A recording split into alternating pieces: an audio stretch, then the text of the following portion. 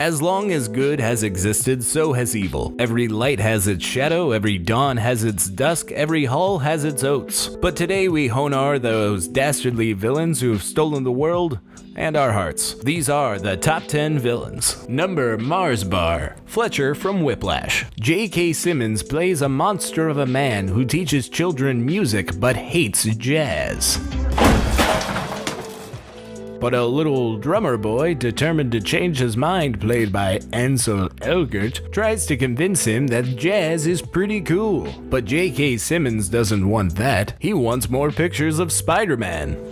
Number Popcorn Basketball, the Hamburglar.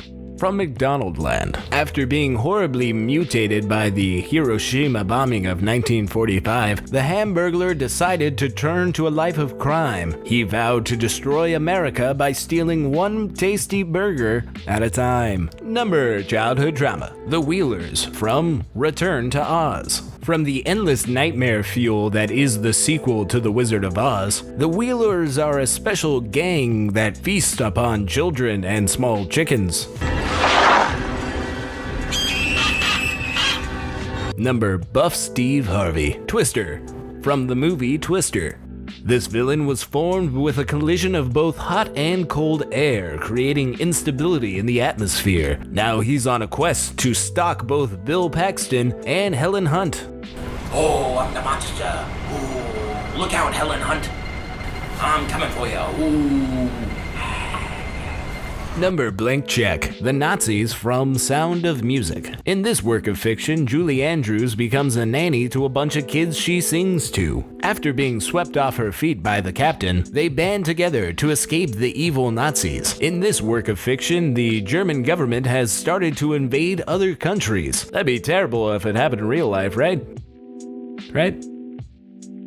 Number What's in That Punch Bowl, The Friar from Romeo and Juliet. In this Shakespearean classic, two young kids find themselves falling in love with a person from their feuding clan. At first, it seems like the friar is just some sort of middleman between these two lovebirds, but later he plots and schemes from the shadows to kill both of them. Number Welcome to Chili's, Alcoholism. From Flight, The World's End, 28 Days, Pay It Forward, Everything Must Go, Leaving Las Vegas, Barfly, Pollock, Arthur, Who's Afraid of Virginia Woolf, and many more. Once thought to be destroyed in the 1930s, alcoholism grows ever more stronger and gains even more followers. Number Don't Follow the Light or You'll Die, Old Man Marley from Home Alone. Kevin McAllister is a young man who discovers that he lives next door to the South Bend Shovel Slayer, a man who murdered his entire family with a snow shovel but was acquitted because the police couldn't find enough evidence. Later on in the film, Kevin witnesses the Shovel Slayer slaying somebody. Afraid for his life, young Kevin tries to seek the help of God, but even God can't save him now. Number Tire Jack, Skylar White from Breaking Bad. Skylar spent years controlling her husband and making him feel worthless. This repressment caused him to become the famous Heisenberg. Not only is she the sole cause of everything that happens in the show, but she's also a terrible bitch who cheats on her husband and steals his money too. Shut up! Shut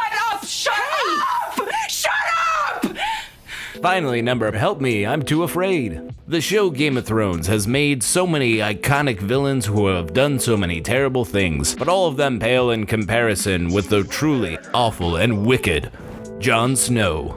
The Bastard of Winterfell has done so many terrible things throughout the show. He's murdered other brothers of the Night's Watch, he's killed children, and he's a fucking Targaryen. I don't know if you've actually watched the show or read the books, but the Targaryens are some of the most awful and despicable people in all of the Seven Kingdoms.